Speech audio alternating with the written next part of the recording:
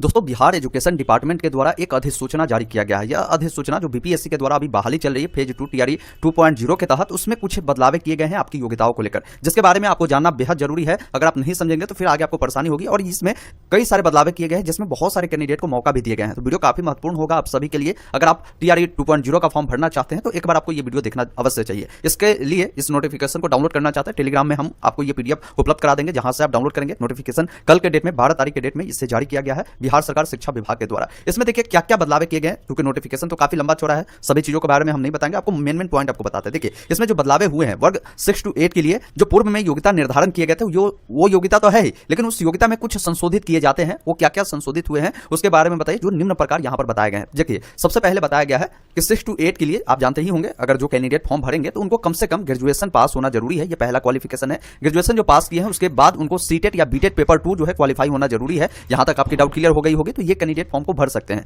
इसके अलावा candidate DElEd या बीएड किए होंगे उनको भी यहां पर मौका दिए गए। तो ये योग्यता तो पहले से ही थी, इसमें कुछ बदलाव जो हुई है उसके बारे में हम आपको बताते हैं। देखिए पहले पूरी तरीके से समझ लीजिए कि कौन कौन कैंडिडेट 6 to 8 के लिए एलिजिबल है, पुराने और नए जो इनकी पात्रता है उसके अनुसार। तो सबसे पहला बताया गया कि स्नातक आपका होना जरूरी है। उसके अलावा जो प्रारंभिक शिक्षा में 2 वर्षीय डिप्लोमा होता है, जिसे आप डीएलएड के नाम से जानते हो या अन्य किसी भी नाम से वो जाना जाता हो, वो आपके पास योग्यता है तो आप इसके लिए अप्लाई कर सकते हैं। और आपके पास सीटेट या बीटेट पेपर 2 जो है क्वालिफाई होना चाहिए। ये पहला योग्यता हो गया। दूसरा योग्यता है कम से कम 50% अंकों के साथ या तो आपने स्नातक उत्तीर्ण किया हो या स्नातकोत्तर किया हो, और अगर आपने बीएड किया है तो भी आप इसके लिए अप्लाई कर सकते हैं। 6 to 8 के लिए हम बात कर रहे हैं। उसके अलावा बता दें न्यूनतम अगर आपका 45% अंकों के साथ स्नातक होगा और शिक्षा शास्त्र में 1 वर्षीय स्नातक जिसे बीएड के नाम से जाना जाता है, जो इस संबंध में समय समय पर जारी किए गए राष्ट्रीय अध्यापक शिक्षा परिषद मान्यता मापदंड तथा क्रियाविधि विनियमों के अनुसार प्राप्त किया गया हो तो भी आप इसके लिए अप्लाई कर सकते हैं। अथवा देखिए अथवा का मतलब ये होता है कि इनमें से जो भी आपके पास योग्यता, जैसे 1 नंबर वाला अगर आप फुलफिल किए तो भी भर सकते हैं, वो नहीं है आपके पास 2 नंबर वाला है तो आप भर सकते हैं, 3 नंबर वाला है तो भर सकते हैं। तो अथवा का मतलब यही होता है कि इनमें से कोई भी आपके पास है तो अप्लाई कर सकते हैं। उसके अलावा देखिए बताया गया कि 50% अंकों के साथ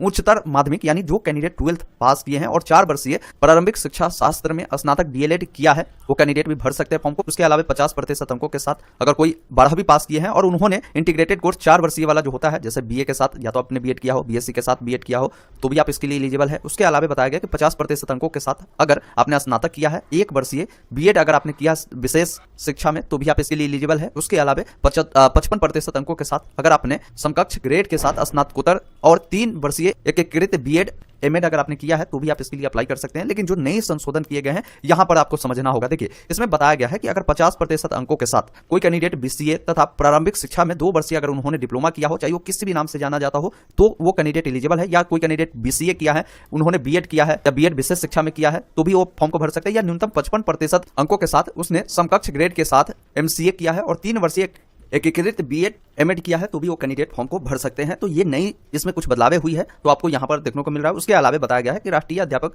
शिक्षा परिषद विनियम 2014 के तहत इंजीनियरिंग से अगर कोई कैंडिडेट स्नातक किया है जिसमें विज्ञान और गणित की विशेषता हो तथा उनका जो है बीएड होना जरूरी है तो कैंडिडेट फॉर्म को भर सकते हैं। उसके अलावा यहाँ पर देखिए बीएससी बायोटेक्नोलॉजी या बीएससी इलेक्ट्रॉनिक्स वाले जो कैंडिडेट है उनको भी मौका दिया गया है, उन्होंने ये कोर्स किया है और साथ में बीएड किया है तो फॉर्म को भर सकते हैं। इसके अलावा यहाँ पर देखिए वर्ग 6 to 8 में भाषा विषय के विद्यालय अध्यापक लिए यानी जो लैंग्वेज वाले अध्यापक बनेंगे उनके लिए बताया गया कि स्नातक स्तर पर आपने या तो ऑनर्स में या सब्सिडी के रूप में अगर आप संस्कृत भाषा विषय के अगर आप शिक्षक बनेंगे तो आपको जो संस्कृत में आपकी स्नातक होनी चाहिए या शास्त्री की उपाधि होनी चाहिए तो आप संस्कृत विषय के अध्यापक बन सकते हैं। उसके अलावा देखिए उर्दू शिक्षा के लिए बताया गया है आलिम की आपकी उपाधि होनी चाहिए तथा उर्दू में आपने स्नातक किया है तब आप उर्दू भाषा के शिक्षक आप बन सकते हैं। उसके अलावा यहाँ पर देखिए वर्ग 6 to 8 के लिए सामाजिक विज्ञान के अगर कोई अध्यापक बनेंगे तो उनको बताया गया है कि आपकी स्नातक में जो है या तो आपका ऑनर्स के रूप में हिस्ट्री रहा हो या तो भूगोल रहा हो या राजनीतिक शास्त्र या दर्शन शास्त्र, अर्थशास्त्र, वाणिज्य, मनोविज्ञान, समाज शास्त्र, गृह विज्ञान, इन दोनों विषय के कॉम्बिनेशन में आपकी स्नातक होगी। या तो समझिए क्या यहाँ पर बताया जा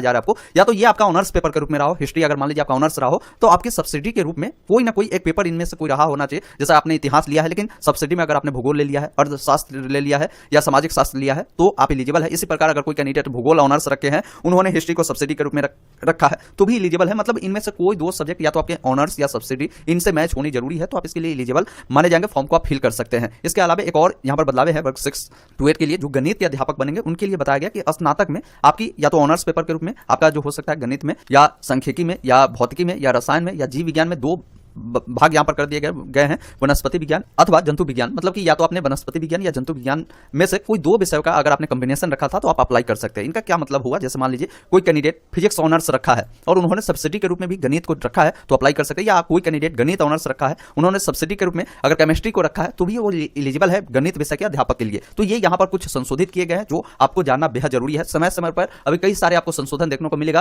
क्योंकि अभी आप जान रहे होंगे इस फॉर्म को भरने में कई सारी समस्या आपको होते होंगे। कहीं कहीं ऐसा ऑप्शन दिए जा रहे हैं जिसको लेकर छात्राएं परेशान हैं, कहीं कहीं जिनका रिलैक्सेशन भी एज में दिए जा रहे हैं उनका फॉर्म सबमिट नहीं हो पा रहा है। तो कई तरह की समस्या है। तो आपको जैसे जैसे जो अपडेट आएगा हम आप तक उस अपडेट को पहुंचाने के काम करेंगे। आप चैनल को सब्सक्राइब कीजिए। बाकी ये अपडेट अगर आपको पसंद आया हो तो इसे शेयर भी कर दीजिएगा। धन्यवाद।